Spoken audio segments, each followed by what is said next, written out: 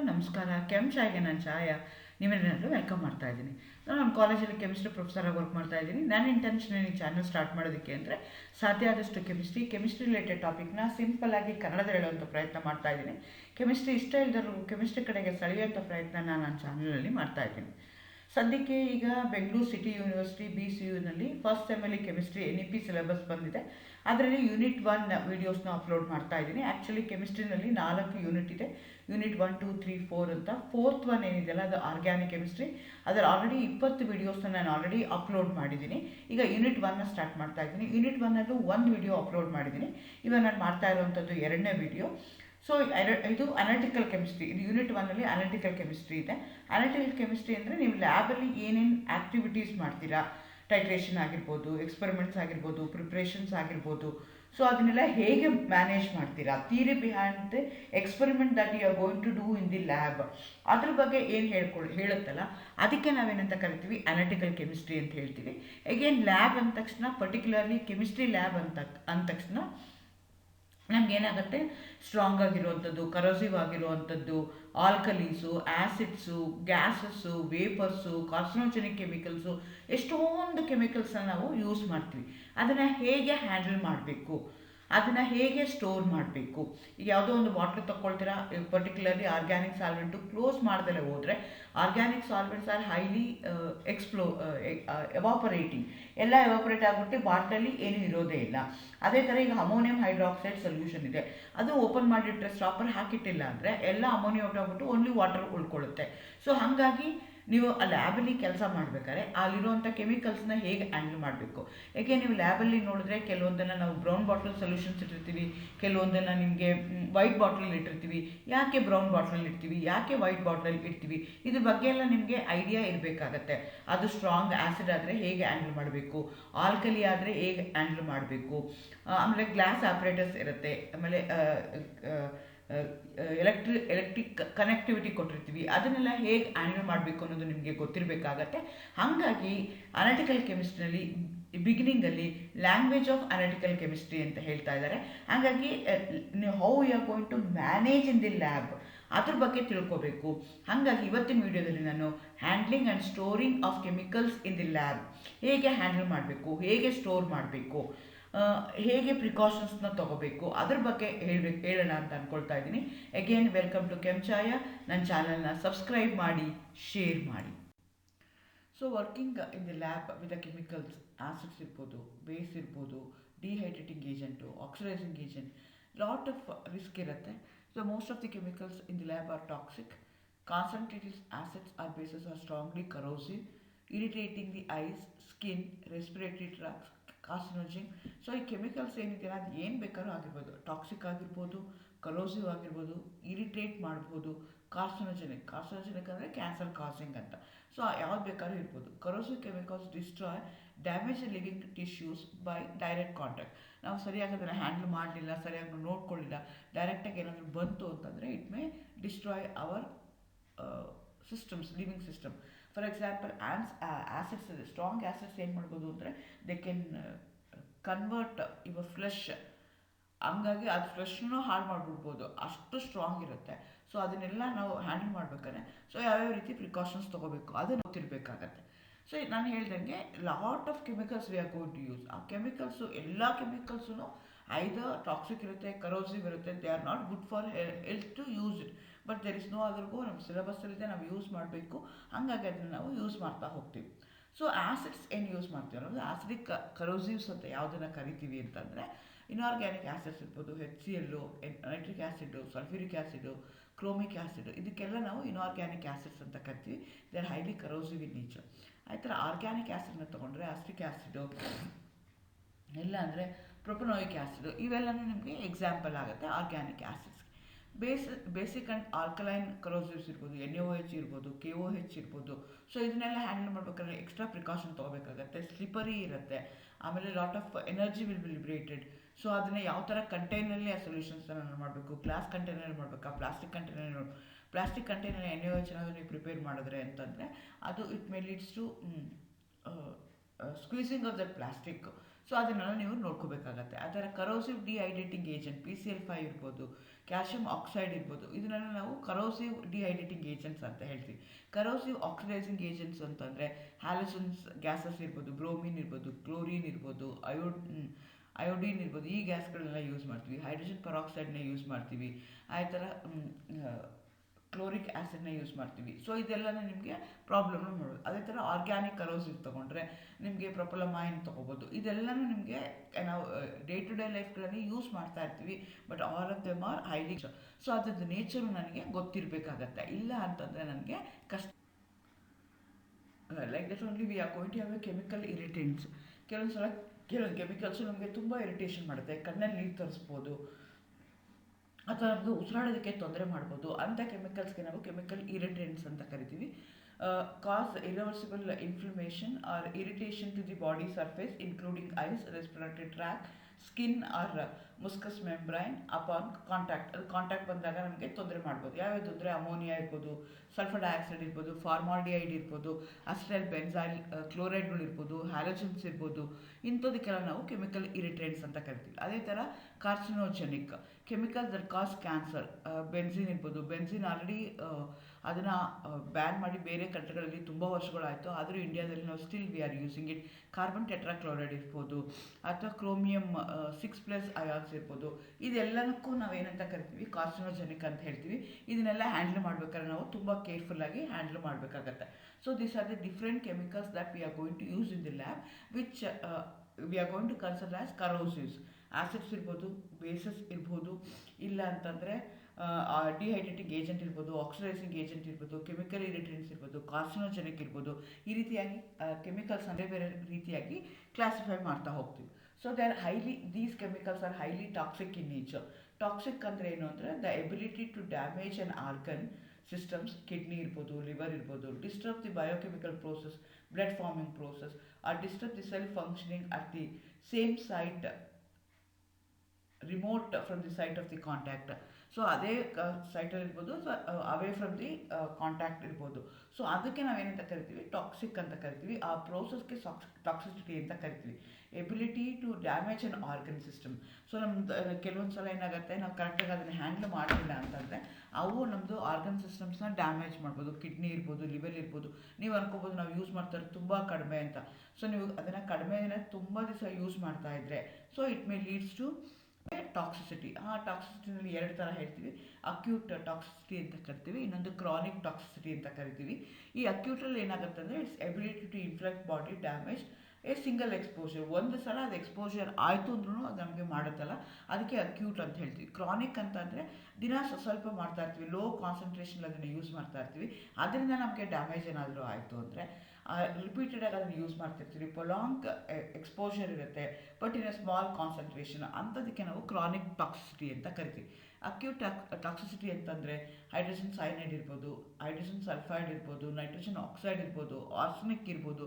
ಇದೆಲ್ಲ ತುಂಬ ಕೇರ್ಫುಲ್ಲಾಗಿ ಯೂಸ್ ಮಾಡಬೇಕಾಗುತ್ತೆ. ಬಟ್ ಜನರಲಿ ನಮ್ಮ ಕೆಮಿಸ್ಟ್ರಿ ಲ್ಯಾಬ್ಗಳಲ್ಲಿ ಆ ಕೆಮಿಕಲ್ಸ್ನ ನಾವು ಅವಾಯ್ಡ್ ಮಾಡ್ತೀವಿ. ಬಟ್ ಯೂಸ್ ಮಾಡಬೇಕಾದ್ರೆ we have to take maximum precaution and we are going to use it. ಆ ಥರ ಕ್ರಾನಿಕ್ ಟಾಕ್ಸಿಸಿಟಿ ಅಂತಂದರೆ ಲೆಡ್ ಇರ್ಬೋದು, ಮರ್ಕ್ಯುರಿ ಇರ್ಬೋದು, ಫಾರ್ಮಾಲ್ಡಿಹೈಡ್ ಇರ್ಬೋದು. ಇದೆಲ್ಲ ಏನಾಗುತ್ತೆ, ಸ್ಮಾಲ್ ಡೋಸಸಲ್ಲಿ ನಾವು ಎವ್ರಿ ಡೇ ಯೂಸ್ ಮಾಡ್ತಾ ಇದ್ದರೆ it may leads to toxicity in our body. So ಅಂಥದಕ್ಕೆ ನಾವು ಕ್ರಾನಿಕ್ಸಿಟಿ ಅಂತ ಕರಿತೀವಿ. ಓಕೆ, ಇದನ್ನೆಲ್ಲ ಹೇಗೆ ಸ್ಟೋರ್ ಮಾಡೋದು? ಕರೋಸಿವ್ ಇದೆ, ಟಾಕ್ಸಿಕ್ ಇದೆ, ಇರಿಟೇಟಿಂಗ್ ಕೆಮಿಕಲ್ಸ್ ಇದೆ, ಕಾರ್ಸಿನೋಜೆನಿಕ್ಸ್ ಇದೆ.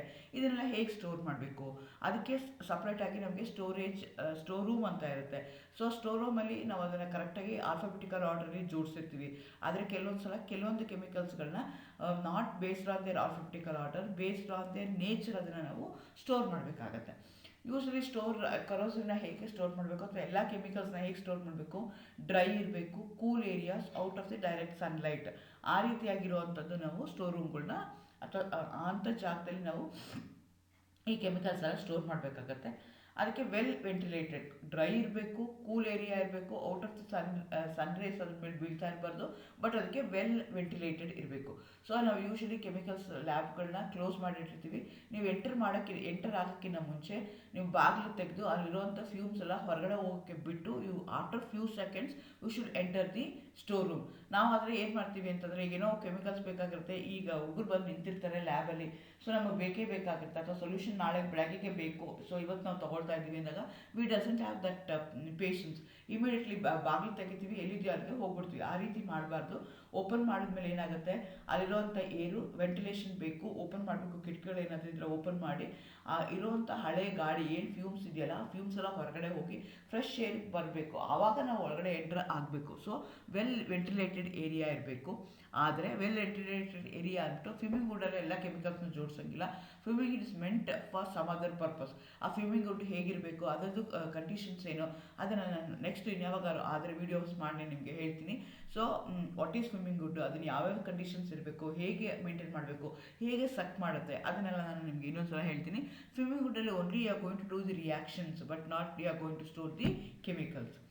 Glass chemicals containers so that they are unlikely to broken. ಅದೇ ಥರ ಗ್ಲಾಸ್ ಐಟಮ್ಸ್ ಇರುತ್ತೆ. ಸ್ಟೋರು ಅಂತ ತಕ್ಷಣ ಬರೀ ಕೆಮಿಕಲ್ಸ್ ಇರೋದಿಲ್ಲ, ಅದರಲ್ಲಿ ಗ್ಲಾಸ್ ಆಪ್ರೇಟರ್ಸ್ ಇರುತ್ತೆ. ಆ ಗ್ಲಾಸ್ ಆಪ್ರೇಟರ್ಸು, ಗ್ಲಾಸ್ ಕಂಟೈನರ್ಸ್ ನಾವು ಹೇಗೆ ಇಡಬೇಕು, ಯಾಕಂದರೆ ನಮಗೆ ಬರುವಂಥ ಕೆಮಿಕಲ್ಸು ಗ್ಲಾಸ್ ಕಂಟೈನರಲ್ಲಿ ಬರ್ತಾ ಇರುತ್ತೆ. ಸೊ ಅದನ್ನು ಹೇಗೆ ಸ್ಟೋರ್ ಮಾಡಬೇಕು ಅದು ನನಗೆ ಗೊತ್ತಿರಬೇಕಾಗತ್ತೆ. ಸೊ ಯಾವಾಗ ಗ್ಲಾಸ್ ಕಂಟೈನರ್ಸ್ನ ಡೈರೆಕ್ಟಾಗಿ ಫ್ಲೋರ್ ಮೇಲೆ ಇಡಬಾರ್ದು, ಏನಾದರೂ ಒಂದಿಟ್ಟು ಅದ್ರ ಮೇಲೆ ಇಡಬೇಕು. ಯಾಕಂದರೆ it may come in contact with a floor, ಅವಾಗ ಅಲ್ಲೇ ಒಡೆದೋಗುವಂಥ ಚಾನ್ಸಸ್ ಇರುತ್ತೆ. ಹಾಗಾಗಿ ಒಂದು ಬಟನೋ, ಒಂದು ಹಳೇದು ಶೀಟು ಏನಾದರೂ ಹಾಕಿ ನೀವು ಅದ್ರ ಮೇಲೆ ಇಡಬೇಕಾಗತ್ತೆ. Store all the hazardous liquid chemicals below the eye level of the shortest person working in the laboratory. So ನೀವು ಏನು ಮಾಡಬೇಕು, ನಮಗೆ ಸ್ಟೋರ್ ರೂಮ್ ಇದೆ, ಚಿಕ್ಕದಾಗಿ ಜಾಗ ಇದೆ, ಹಾಗಾಗಿ ಅಲ್ಲೇ ನಾವೇನು ಮಾಡ್ತೀವಿ, ಬೇರೆ ಬೇರೆ ಶೆಲ್ಫ್ ಮಾಡಿ ಶೆಲ್ಫಲ್ಲಿ ಇಡೋಕ್ಕೆ ಹೋಗ್ತೀವಿ. ಆದರೆ ನಾವು ಕೆಮಿಕಲ್ಸ್ ತರಬೇಕಾದ್ರೆ, ಸ್ಟೋರಿಂದ ತರಬೇಕಾದ್ರೆ, ಸೊ ಶಾರ್ಟೆಸ್ಟ್ ಪರ್ಸನ್ ಯಾರಿದಾನಲ್ಲ ಅವನಿಗೆ ಆ ಲ್ಯಾಬಲ್ಲಿ ವರ್ಕ್ ಮಾಡೋವಂಥದ್ದು, ಅವನು ಐ ಲೆವೆಲ್ಗೆ ಕರೆಕ್ಟಾಗಿರುವಂಥದ್ದು ನಾವು ಲಿಕ್ವಿಡ್ನ ಮಾಡಬೇಕಾದ್ರೆ. ತುಂಬ ಮೇಲಿಟ್ವಿ, ಅವ್ನು ಗೊತ್ತಿಲ್ಲದೆ ಮೇಲಿಂದ ತಕ್ಕೋಬೇಕಾದ್ರೆ ಏನಾಗ್ಬೋದು, ಬೀಳ್ಬೋದು, ಅದು ನಮ್ಮ ಮೈ ಮೇಲೆ ಬಿದ್ದುಬಿಡುವಂಥ ಚಾನ್ಸಸ್ ಇರ್ಬೋದು. ಸೊ ಹಾಗಾಗಿ ಆಲ್ ಹಜಾರ್ಡಸ್ ಲಿಕ್ವಿಡ್ ಕೆಮಿಕಲ್ಸ್ನ ನಾವು ಮೇಲಿಡಬಾರ್ದು. ಅದನ್ನು ಯಾವಾಗೂ ಏನು ಮಾಡಬೇಕು, ಲೋಯರ್ ಲೆವೆಲ್ಗಳಲ್ಲಿ ನಾವು ಅದನ್ನು ಇಟ್ಕೊಳ್ತಾ ಹೋಗಬೇಕು. ಅದೇ ಥರ ಟಾಕ್ಸಿಕ್ ಕೆಮಿಕಲ್ಸ್ಗೆ, ಕಾರ್ಸಿನೋಜೆನಿಕ್ಗೆ, ಆಮೇಲೆ ಲಿಕ್ವಿಡ್ಸ್ಗೆ, ಅದಕ್ಕೆಲ್ಲ ಬೇರೆ ಆದಂಥ ಜಾಗ ಇಟ್ಕೋಬೇಕು. Storage location should have the warning labels. ಅಲ್ಲಿ ವಾರ್ನಿಂಗ್ ಲೇಬಲ್ಸ್ ಇರಬೇಕು, ಇಲ್ಲಿ ಯಾವ ಕೆಮಿಕಲ್ಸ್ ಇದೆ, ಹೇಗೆ ಇದು ಮಾಡಿದ್ದೀವಿ ಅಂತ ಇರಬೇಕು. ಎಗೇನ್ ಈ ಕೆಮಿಕಲ್ಸ್ ಎಲ್ಲ ನಿಮಗೆ ಸ್ಟಾಕ್ ಬುಕ್ ಅಂತ ಇರುತ್ತೆ, ಅಥವಾ ಇನ್ವರ್ಡ್ ಬುಕ್ ಅಂತ ಇರುತ್ತೆ. ಅದನ್ನು ಮೇಂಟೈನ್ ಮಾಡಿ ನೀವೇನು ಮಾಡಬೇಕಾಗತ್ತೆ, ಎಷ್ಟು ಸ್ಟಾಕ್ ಒಳಗಡೆ ಹೋಯಿತು, ಎಷ್ಟು ಸ್ಟಾಕು ಹೊರಗಡೆ ಬಂತು, ಅದನ್ನು ನೀವು ಮೇಂಟೈನ್ ಮಾಡ್ಕೋಬೇಕಾಗತ್ತೆ. ಸೊ ಅದಕ್ಕೆ ನಾವೇನಂತ ಹೇಳ್ತೀವಿ ಅಂತಂದರೆ, we have to be very very careful. So ಹಂಗಾಗಿ ಈ ಕೆಮಿಕಲ್ ಹಜಾರ್ಡ್ಸ್ನ ನಾನು ಸ್ಟಾಪ್ ಮಾಡಬೇಕು ಅಂತಂದರೆ, ಸೊ ಎಷ್ಟು ಒಳಗಡೆ ಹೋಗಿದೆ, ಎಷ್ಟು ಹೊರಗಡೆ ಬಂದಿದೆ, ಅದು ನನಗೆ ಗೊತ್ತಿರಬೇಕಾಗತ್ತೆ. ಅದಕ್ಕೆ ನಾವು ಒಂದು ವರ್ಡ್ನ ಯೂಸ್ ಮಾಡ್ತೀವಿ. ಅದಕ್ಕೆ ನಾವು ಏನು ಹೇಳ್ತೀವಿ ಅಂತಂದರೆ,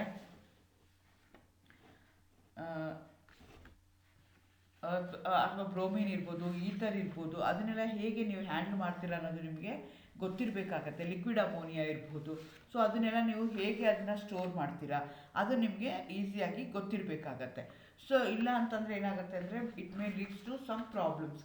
ಆ ಪ್ರಾಬ್ಲಮ್ಸ್ ನಾವು ಅವಾಯ್ಡ್ ಮಾಡ್ಕೋಬೇಕು ಅಂತಂದರೆ ಅದಕ್ಕೆ ನಾವೇನು ಮಾಡಬೇಕಾಗತ್ತೆ, ಇನ್ವರ್ಡ್ ಇರ್ಬೋದು, ಔಟ್ವರ್ಡ್ ಇರ್ಬೋದು, ಅದಕ್ಕೆ ಒಬ್ಬ ಸ್ಟೋರ್ ಇನ್ಚಾರ್ಜ್ ಅಂತ ಮಾಡಬೇಕಾಗತ್ತೆ. ಅವರು ಅದನ್ನು ಬರ್ಕೊಂಡು ಅದನ್ನು ಏನು ಮಾಡಬೇಕಾಗತ್ತೆ, ತರಬೇಕಾಗತ್ತೆ. ಇಲ್ಲ ಅಂತಂದರೆ ನಿಮಗೆ ಏನಾಗುತ್ತೆ ಅಂದರೆ, it may leads to hazards. So ಅದಕ್ಕೆ ನಾವೇನು ಮಾಡಬೇಕಾಗತ್ತೆ, ಸಪ್ರೇಟಾಗಿ ಯಾವ್ಯಾವ ಪ್ರಿಕಾಷನ್ಸ್ನ ತೊಗೋಬೇಕು. ಆ್ಯಸಿಡ್ ಸಿಕ್ಕಿದಾಗ ಆ್ಯಸಿಡ್ಗೆ ನಾನು ಯಾವ ರೀತಿಯಾಗಿ ಅದನ್ನು ಮ್ಯಾನೇಜ್ ಮಾಡಬೇಕು. ಆಮೇಲೆ ಅಲ್ಲಿ ಫೈರ್ ಎಕ್ಸ್ಟಿಂಗ್ವಿಷರ್ ಇರಬೇಕು ಇದರಲ್ಲಿ ಸ್ಟೋರ್ ರೂಮ್ ಒಳಗಡೆ. ಆಮೇಲೆ ಕಾನ್ಸಂಟ್ರೇಟೆಡ್ ಆ್ಯಸಿಡ್ಸ್ನ ಇಡಬೇಕು ಅಂತಂದರೆ ಅದ್ರ ಕೆಳಗಡೆ ಸ್ಯಾಂಡ್ ಹಾಕಿ ಅದಕ್ಕೆ ಒಂದು ತಂದೆ ಆದಂಥ ಜಾಗ ಮಾಡಿ, ಆ ಜಾಗದೊಳಗಡೆ ಏನು ಮಾಡಬೇಕಾಗತ್ತೆ, ನೀವು ಆ್ಯಸಿಡ್ಸ್ಗಳನ್ನ ಇಡಬೇಕಾಗತ್ತೆ. ಅದೇ ಥರ ಆರ್ಗ್ಯಾನಿಕ್ ಆ್ಯಸಿಡ್ಸು, ಇನ್ಆರ್ಗ್ಯಾನಿಕ್ ಆ್ಯಸಿಡ್ಸ್ನ ನೀವು ಸಪ್ರೇಟಾಗಿ ಇಡಬೇಕಾಗತ್ತೆ. ಪಿಕ್ರಿಕ್ ಆ್ಯಸಿಡ್ ಏನಾದರೂ ಸ್ಟೋರ್ ಮಾಡ್ತಾ ಇದ್ದೀರಾ ಅಂತಂದರೆ ಅದನ್ನು ಯಾವಾಗೂ ಯಾವುದೋ ಒಂದು ಲಿಕ್ವಿಡ್ ಮಾಡಬೇಕಾಗುತ್ತೆ, ಲಿಕ್ವಿಡ್ಸ್. ಆಮೇಲೆ ಅದೇ ಥರ ಸೋಡಿಯಂ ಸ್ಟೋರ್ ಮಾಡ್ತಾ ಇರ್ತೀರಾ, ಆ ಸ್ಟೋರ್ ಮಾಡಿದಾಗ ಏನು ಪ್ರಿಕಾಷನ್ಸ್ ತೊಗೋಬೇಕು ಅದು ನಮಗೆ ಗೊತ್ತಿರಬೇಕಾಗತ್ತೆ. ಸೊ ಈ ರೀತಿಯಾಗಿ ನೀವೇನು ಮಾಡಬೇಕಾಗತ್ತೆ, ತಮ್ಮದೇ ಆದಂಥ ಎಲ್ಲ ರೀತಿಯಾದಂಥ ಪ್ರಿಕಾಷನ್ಸ್ಗಳನ್ನ ತಗೊಂಡು ನೀವು ಅದನ್ನು ಸ್ಟೋರ್ ಮಾಡಬೇಕಾಗತ್ತೆ. ಆಮೇಲೆ ಎಲ್ಲದಕ್ಕಿಂತ ಇಂಪಾರ್ಟೆಂಟು ಅಂತಂದರೆ, ನಮ್ಗೆ ಏನು ಬೇಕೋ, ಎಷ್ಟು ಬೇಕೋ ಅಷ್ಟು ಮಾತ್ರ ತೊಗೋಬೇಕಾಗತ್ತೆ. ಅವರು ಮ್ಯಾನೇಜ್ಮೆಂಟ್ ಅವರು ದುಡ್ಡು ಕೊಟ್ಟರು, ನಂತರ ದುಡ್ಡಿದೆ ನಾನು ಈಸಿಯಾಗಿ ಮಾಡ್ಕೊಂಬಿಡ್ತೀನಿ ಅಂತ ನಾವು ಮಾಡೋಕ್ಕೆ ಹೋದರೆ it may leads to some other problem. So ಎಷ್ಟು ಮಿನಿಮಮ್ ಇದ್ದಷ್ಟು ನಮ್ಗೆ ಏನಾಗುತ್ತೆ, ಎಕ್ಸ್ಪೈರಿ ಡೇಟ್ ಯಾವಾಗ ಆಗಿದೆ, ಸೊ ಅದರದ್ದು ನನಗೆ ಇಮಿಡಿಯೇಟ್ಲಿ ಗೊತ್ತಿರುತ್ತೆ ಎಷ್ಟಿದೆ ಎಷ್ಟಿಲ್ಲ ಅಂತ. ಹಾಗಾಗಿ ಅದಕ್ಕೆ ಒಂದು ಏನಂತ ಅಂತಾರೆ ಅಂತಂದರೆ ಡೇಟಾನ ನಾನು ಮೇಂಟೈನ್ ಮಾಡ್ಕೋಬೇಕಾಗತ್ತೆ. ಮೆಟೀರಿಯಲ್ ಸೇಫ್ಟಿ ಡೇಟಾ ಶೀಟ್ಸ್ ಅಂತ ಕರಿತೀವಿ, MSDS ಅಂತ ಹೇಳ್ತೀವಿ, ಮೆಟೀರಿಯಲ್ ಸೇಫ್ಟಿ ಡೇಟಾ ಶೀಟ್ಸ್ ಅಂತ ಕರೀತಾರೆ. ಅದನ್ನು ನಾವು ಮೇಂಟೈನ್ ಮಾಡ್ಕೋಬೇಕಾಗತ್ತೆ. ಅದನ್ನು ಹೇಗೆ ಮೇಂಟೈನ್ ಮಾಡಬೇಕು ಅನ್ನೋದನ್ನು ಮತ್ತೆ ನಾನು ಸಾಧ್ಯ ಆಯಿತು ಅಂದರೆ ಇನ್ನೊಂದು ವೀಡಿಯೋಗಳಲ್ಲಿ ಹೇಳ್ತೀನಿ. So that's a minimum that we have to maintain. ಈಗ ಆಲ್ಕೋಹಾಲ್ ಇದೆ, ಆಲ್ಕೋಹಾಲ್ ಸ್ಟೋರ್ ಮಾಡೋದಕ್ಕೆ ಯಾವ ಥರ ಇರಬೇಕಾಗತ್ತೆ, ಅದನ್ನು ಹೇಗೆ ಸ್ಟೋರ್ ಮಾಡಬೇಕು, ಆ್ಯಸಿಡ್ಸ್ನ ಹೇಗೆ ಸ್ಟೋರ್ ಮಾಡಬೇಕು, ಆ ಥರ ಲಿಕ್ವಿಡ್ ಅಮೋನಿಯಾನ ಹೇಗೆ ಸ್ಟೋರ್ ಮಾಡಬೇಕು. ಸೊ ಅದೆಲ್ಲ ನನಗೆ ಗೊತ್ತಿರಬೇಕಾಗತ್ತೆ. ಅದಕ್ಕೆ ತಂದೆ ಆದಂಥ ಪ್ರೊಸೀಜರ್ಸ್ಗಳಿವೆ, ಆ ಪ್ರೊಸೀಜರ್ಗಳನ್ನ ನೀವು ನೋಡ್ಕೋಬೇಕಾಗತ್ತೆ. ಅದಕ್ಕೆ ಡೇಟಾ ಶೀಟ್ಸ್ಗಳನ್ನ ನಾವು ಮೇಂಟೈನ್ ಮಾಡಬೇಕಾಗತ್ತೆ. ಯಾವಾಗ ಬಂತು, ಅದರದ್ದು ಎಕ್ಸ್ಪೈರಿ ಡೇಟ್ ಯಾವಾಗಿದೆ, ವಿತಿನ್ 12 ಮಂತ್ಸ್ ಆಗಿದ ತಕ್ಷಣ ಅದು ಹಳೇದನ್ನ ನಾವು ಯಾವುದೂ ಯೂಸ್ ಮಾಡಬಾರ್ದು. According to the rules and regulations, ಅದು ಪ್ರಕಾರ ನಾವು ಸೇಫ್ಟಿ ರೂಲ್ಸ್ ಆ್ಯಂಡ್ ರೆಗ್ಯುಲೇಷನ್ಸ್ ಪ್ರಕಾರ ನಾವು ಏನು ಮಾಡಬೇಕಾಗತ್ತೆ, we are not suppose to use after 12 months ಆದಮೇಲೆ ಯೂಸ್ ಮಾಡಬಾರ್ದು. ಸೊ ನನಗೆ ಈಗ ಸದ್ಯಕ್ಕೆ ಏನು ಬೇಕು, ಎಷ್ಟು ಬೇಕು, depending upon the number of student, depending upon the requirement for that particular chemicals ನಾವು ಮಿನಿಮಮ್ ತರ್ಸೋಕ್ಕಾಗತ್ತಾ, ಅದನ್ನೆಲ್ಲ ನಾವು ನೋಡಿಕೊಂಡು ಮಿನಿಮಮ್ ಅಷ್ಟೇ ನೀವು ತರಿಸ್ಬೇಕಾಗತ್ತೆ. ಹಾಗಾಗಿ maintaining the material safety data sheets, ಅದು MSDS ಅಂತ ಹೇಳ್ತೀವಿ. That play very important role. ಪ್ರತಿ ಸಲ ನಾವು ಸ್ಟೋರ್ ರೂಮ್ಗೆ ಹೋಗಿ ಅಲ್ಲಿ ಏನಿದೆ ಏನಿಲ್ಲ ಅಂತ ಚೆಕ್ ಮಾಡೋದು ಬದಲು ನಾವು ಈ ಡೇಟಾ ಶೀಟ್ಗಳಲ್ಲೇ ನಾವು ಸಿಸ್ಟಮಲ್ಲೇ ಅದನ್ನು ರೆಕಾರ್ಡ್ ಮಾಡಿಕೊಂಡು ಸಿಸ್ಟಮಲ್ಲೇ ನೀವು ಅದನ್ನು ಮೇಂಟೈನ್ ಮಾಡ್ಕೊಳ್ಳಿ. ಸೊ ಅದ್ರದ್ದು ನೇಚರು ನನಗೆ ಗೊತ್ತಿರಬೇಕಾಗತ್ತೆ. ಇಲ್ಲ ಅಂತಂದರೆ ನನಗೆ ಕಷ್ಟ. Like that only we are going to have a chemical irritants. ಕೆಲವೊಂದು ಸಲ ಕೆಲವೊಂದು ಕೆಮಿಕಲ್ಸು ನಮಗೆ ತುಂಬ ಇರಿಟೇಷನ್ ಮಾಡುತ್ತೆ, ಕಣ್ಣಲ್ಲಿ ನೀರು ತರಿಸ್ಬೋದು ಅಥವಾ ನಮಗೆ ಉಸಿರಾಡೋದಕ್ಕೆ ತೊಂದರೆ ಮಾಡ್ಬೋದು. ಅಂಥ ಕೆಮಿಕಲ್ಸ್ಗೆ ನಾವು ಕೆಮಿಕಲ್ ಇರಿಟೆಂಟ್ಸ್ ಅಂತ ಕರಿತೀವಿ. Cause irreversible inflammation or irritation to the body surface including eyes, respiratory tract, skin or mucous membrane upon contact. ಅದು ಕಾಂಟ್ಯಾಕ್ಟ್ ಬಂದಾಗ ನಮಗೆ ತೊಂದರೆ ಮಾಡ್ಬೋದು. ಯಾವ್ಯಾವ ತೊಂದರೆ, ಅಮೋನಿಯಾ ಇರ್ಬೋದು, ಸಲ್ಫರ್ ಡೈಆಕ್ಸೈಡ್ ಇರ್ಬೋದು, ಫಾರ್ಮಾಲ್ಡಿಹೈಡ್ ಇರ್ಬೋದು, ಅಸಿಟೈಲ್ ಬೆನ್ಸೈಲ್ ಕ್ಲೋರೈಡ್ಗಳು ಇರ್ಬೋದು, ಹ್ಯಾಲೋಜನ್ಸ್ ಇರ್ಬೋದು. ಇಂಥದಕ್ಕೆಲ್ಲ ನಾವು ಕೆಮಿಕಲ್ ಇರಿಟೆಂಟ್ಸ್ ಅಂತ ಕರಿತೀವಿ. ಅದೇ ಥರ carcinogenic chemical that cause cancer, benzene ಇರ್ಬೋದು. ಬೆನ್ಸಿನ್ ಆಲ್ರೆಡಿ ಅದನ್ನು ಬ್ಯಾನ್ ಮಾಡಿ ಬೇರೆ ಕಂಟ್ರಿಗಳಲ್ಲಿ ತುಂಬ ವರ್ಷಗಳಾಯಿತು, ಆದರೂ ಇಂಡಿಯಾದಲ್ಲಿ ನಾವು still we are using it. Carbon tetrachloride ಇರ್ಬೋದು ಅಥವಾ ಕ್ರೋಮಿಯಂ 6+ ಅಯಾನ್ಸ್ ಇರ್ಬೋದು. ಇದೆಲ್ಲನಕ್ಕೂ ನಾವೇನಂತ ಕರಿತೀವಿ, ಕಾರ್ಸಿನೋಜೆನಿಕ್ ಅಂತ ಹೇಳ್ತೀವಿ. ಇದನ್ನೆಲ್ಲ ಹ್ಯಾಂಡಲ್ ಮಾಡ್ಬೇಕಾದ್ರೆ ನಾವು ತುಂಬ ಕೇರ್ಫುಲ್ಲಾಗಿ ಹ್ಯಾಂಡಲ್ ಮಾಡಬೇಕಾಗತ್ತೆ. So these are the different chemicals that we are going to use in the lab which we are going to consider as corrosives. Acids ಇರ್ಬೋದು, ಬೇಸಸ್ ಇರ್ಬೋದು, ಇಲ್ಲ ಅಂತಂದರೆ ಡಿಹೈಡ್ರೇಟಿಂಗ್ ಏಜೆಂಟ್ ಇರ್ಬೋದು, ಆಕ್ಸಿಡೈಸಿಂಗ್ ಏಜೆಂಟ್ ಇರ್ಬೋದು, ಕೆಮಿಕಲ್ ಇರಿಟೆಂಟ್ಸ್ ಇರ್ಬೋದು, carcinogenic ಇರ್ಬೋದು. ಈ ರೀತಿಯಾಗಿ chemicals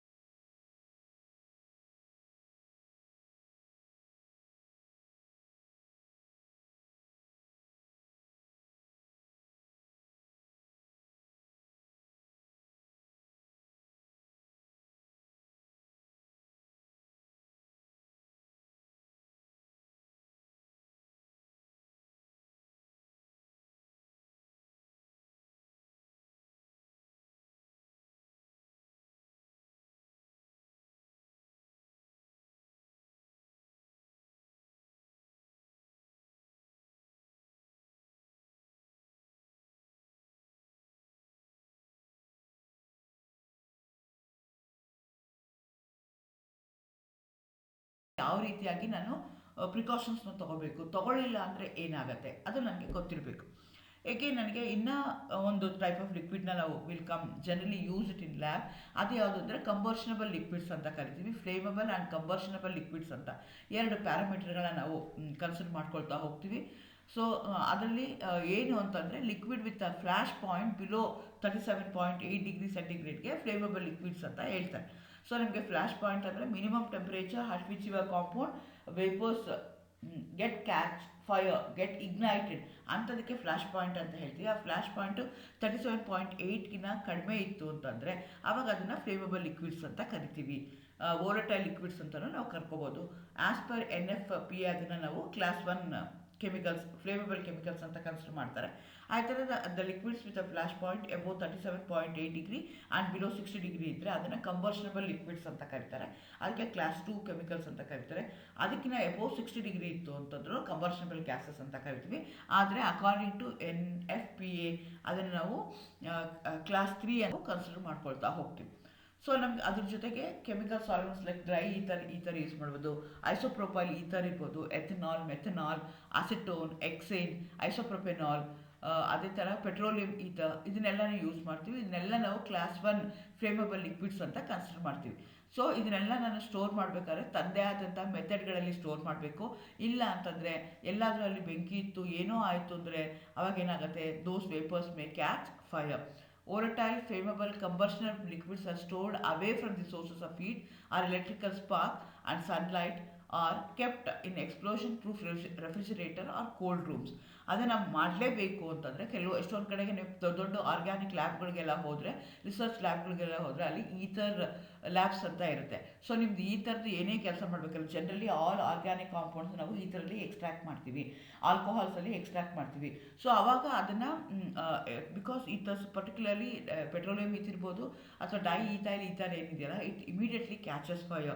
so very dangerous chemical. So ಹಾಗಾಗಿ ನೀವೇನು ಮಾಡಬೇಕಾಗತ್ತೆ, ಅದನ್ನು ಯೂಸ್ ಮಾಡಬೇಕಾದ್ರೆ, ಸ್ಟೋರ್ ಮಾಡಬೇಕಾದ್ರೆ ಕೋಲ್ಡ್ ರೂಮ್ಸಲ್ಲಿ ಸ್ಟೋರ್ ಮಾಡಬೇಕಾಗುತ್ತೆ. ಇಲ್ಲ ಅಂತಂದರೆ ಅದೆಲ್ಲ ಎವಾಪರೇಟ್ ಆಗಿ ಅದು ಹೋಗುತ್ತೆ. So those are the precautions you are going to use it. Methods of minimising fire hazards associate with the flammable liquids. So ಈಗ flammable liquids there is no other go, we have to use it. Use ಮಾಡ್ತಾ ಇರ್ತೀವಿ. ಅದನ್ನು ನಾವು avoid ಮಾಡಬೇಕು ಅಂದರೆ, ಅದನ್ನು fire ಹಜಾರ್ಡ್ಸ್ನ ಕಡಿಮೆ ಮಾಡಬೇಕು ಅಂದರೆ ಏನು ಮಾಡಬೇಕು? Process modification that reduces the area of exposed liquids. ಈ ಏರಿಯಾನ ನಾವೇನು ಮಾಡಬೇಕು, ನನ್ನ ಮೆಥಡ್ ಆಫ್ ವರ್ಕಿಂಗ್ ಏನಿದೆಯಲ್ಲ, ವರ್ಕಿಂಗ್ ಪ್ಯಾಟರ್ನ್ ಏನಿದೆಯಲ್ಲ, ಅದನ್ನು ನಾನು ಚೇಂಜ್ ಮಾಡ್ಕೋಬೇಕಾಗತ್ತೆ, ಅದನ್ನು ನಾನು ಮಾಡಿಫಿಕೇಶನ್ ಮಾಡ್ಕೋಬೇಕಾಗತ್ತೆ. ಸೊ ಎಕ್ಸ್ಪೋಸ್ಡ್ ಏರಿಯಾ ಅದನ್ನು ನಾನು ಏನು ಮಾಡ್ಕೋಬೇಕಾಗತ್ತೆ, ಕಡಿಮೆ ಮಾಡ್ಕೋಬೇಕಾಗತ್ತೆ. So substitute non flammable or less flammable liquids. So ನಾವು ಮಾಡ್ತಾ ಇರೋ ಕೆಮಿಕಲ್ಸ್ಗೆ ಬೇರೆ ಆಲ್ಟರ್ನೇಟಿವ್ ಮೆಥಡ್ಸ್ ಇದೆಯಾ, ಬೇರೆ ಆಲ್ಟರ್ನೇಟಿವ್ ಪ್ರೊಸೀಜರ್ಸ್ ಇದೆಯಾ, ಗ್ರೀನ್ ಮೆಥಡ್ಸ್ ಅಂತ ಕರಿತೀವಿ. ಸೊ ಎಕೋಸ್ಕೇಲ್ ಮೆಥಡ್ಸ್ ಅಂತ ಹೇಳ್ತೀವಿ. ಸೊ ಆ ಥರದ ಆಪ್ರೇಟರ್ಸ್ ಇದೆಯಾ. ಸೊ ಈಗ ನೀವು ಎಕೋಸ್ಕೇಲ್ ಎಕ್ಸ್ಪೆರಿಮೆಂಟ್ಸಲ್ಲಿ ಏನಾಗುತ್ತೆ ಅಂತಂದರೆ, very small, within 1 ml, within 2 ml ಅಷ್ಟು ಕಡಿಮೆನಲ್ಲಿ ನೀವೇನು ಮಾಡ್ಕೋಬೋದು ಅಂತಂದರೆ ಆಪ್ರೇಟರ್ಸ್ಗಳನ್ನ ಯೂಸ್ ಮಾಡಿಕೊಂಡು ಮಾಡ್ಕೋಬೋದು. ಸೊ ಸಬ್ಸ್ಟಿಟ್ಯೂಟ್ ಮಾಡ್ಕೋಬೇಕಾಗತ್ತೆ, ಆಪ್ರೇಟರ್ಸ್ನ ಸೈಜ್ನ ರೆಡ್ಯೂಸ್ ಮಾಡಬೇಕಾಗತ್ತೆ, ಸ್ಮಾಲ್ ಸ್ಕೇಲ್, ಮೈಕ್ರೋ ಸ್ಕೇಲ್ ಆಪ್ರೇಟರ್ಸ್ನ ಯೂಸ್ ಮಾಡಬೇಕಾಗತ್ತೆ, which leads to economy, less economy, time ಕಡಿಮೆ ಯೂಸ್ ಮಾಡುತ್ತೆ, ಎನರ್ಜಿ ಕಡಿಮೆ ಯೂಸ್ ಮಾಡುತ್ತೆ. ಅಂಥ ಮೆಥಡ್ಗಳಿಗೆ ನಾವು, ಗ್ರೀನ್ ಮೆಥಡ್ಗಳಿಗೆ ನಾವು ಶಿಫ್ಟ್ ಆಗಬೇಕಾಗತ್ತೆ. Local fire exhaustant for the removal of the vapours. So ನಿಮಗೆ ಏನಾಗುತ್ತೆ, ಎಕ್ಸಾಸ್ಟ್ ಫ್ಯಾನ್ಗಳು ಕರೆಕ್ಟಾಗಿ ಕೆಲಸ ಮಾಡಬೇಕಾಗತ್ತೆ. ಸ್ಟ್ರಾಂಗ್ ಪ್ರೆಷರಲ್ಲಿ ಅದನ್ನು ಎಲ್ಲ ಗ್ಯಾಸ್ಗಳನ್ನ ಸಕ್ಷನ್ ಮುಖಾಂತರ ಹೊರಗಡೆ ತೆಕ್ಕೊಳ್ಳೋ ರೀತಿಯಲ್ಲಿ ನನ್ನ ಲ್ಯಾಬ್ನು ಮ್ಯಾನೇಜ್ ಮಾಡ್ಕೋಬೇಕಾಗತ್ತೆ. ಏಕೆಂದ್ರೆ ಕೆಲವೊಂದು ಕೆಮಿಕಲ್ಸ್ನ ನಾವು ಯೂಸ್ ಮಾಡಬೇಕಾದ್ರೆ have to be very very careful. ಎಲ್ಲ ಲೇಬಲ್ಸ್ನು ಕರೆಕ್ಟಾಗಿ ಓದಬೇಕಾಗತ್ತೆ. ಬಾಟ್ಲಿಂದ ತೆಗಿಬೇಕಾದ್ರೆ ಯಾವುದೇ ಕಾರಣಕ್ಕೆ ಕೈಯಲ್ಲಿ ಟಚ್ ಮಾಡಬಾರ್ದು, ಟೇಸ್ಟ್ ಮಾಡಬಾರ್ದು, ಸ್ಮೆಲ್ ಮಾಡಬಾರ್ದು. ಸ್ಮೆಲ್ಲೇ ಮಾಡ್ತೀನಿ ಅಂತಂದರೆ ಕೆಲವೊಂದು chemicals you have to keep it away from your face. Waft ಅಂತ ವರ್ಡ್ ಯೂಸ್ ಮಾಡ್ತೀವಿ. ಸೊ ದೂರ ಇಟ್ಕೊಂಡು ಆ ವೇಪರ್ಸ್ ಅಷ್ಟೇ ನಿಮ್ಮ ಮೂಗು ಕಡೆಗೆ ತಗೊಳ್ಳೋ ರೀತಿಯಾಗಿ ನೀವು ಅದನ್ನು ಮಾಡಬೇಕಾಗತ್ತೆ. ಯಾವುದೇ ಕಾರಣಕ್ಕೆ ಕೆಮಿಕಲ್ಸ್ನ ಮಿಕ್ಸ್ ಮಾಡೋಂಗಿಲ್ಲ. ಎಲ್ಲ ಕಂಟೈನರ್ಸ್ದು ನಾವೇನು ಮಾಡಬೇಕಾಗುತ್ತೆ, ಲಿಡ್ನ ಕ್ಲೋಸ್ ಮಾಡಿ ಇಡಬೇಕಾಗತ್ತೆ. ಸೊ ಕೆಲವೊಂದು ಡೇಂಜರಸ್ ಲಿಕ್ವಿಡ್ನ ನಾವು ಯೂಸ್ ಮಾಡಬೇಕಾದ್ರೆ, ಕಾರ್ಸಿನೋಜೆನಿಕ್ ಲಿಕ್ವಿಡ್ಸು, ಕರೋಸಿವ್ ಲಿಕ್ವಿಡ್ಸ್ನ ನಾವು ಯೂಸ್ ಮಾಡಬೇಕಾದ್ರೆ, ಸೊ ಡೈರೆಕ್ಟಾಗಿ ಹಾಕೊಳ್ಳೋ ಬದಲು glass rod, glass tube use ಮಾಡೋ ಬದಲು ನಾವೇನು ಮಾಡ್ಬೋದು ಅಂದರೆ ಪ್ರೋ ಪಿಪೆಟ್ ಅಂತ ಬರ್ತವೆ, ಆಟೋಮ್ಯಾಟಿಕ್ ಪಿಪೆಟ್ ಅಂತ ಬರ್ತವೆ, ಬಲ್ಕ್ ಪಿಪೆಟ್ಸ್ ಅಂತ ಬರ್ತವೆ.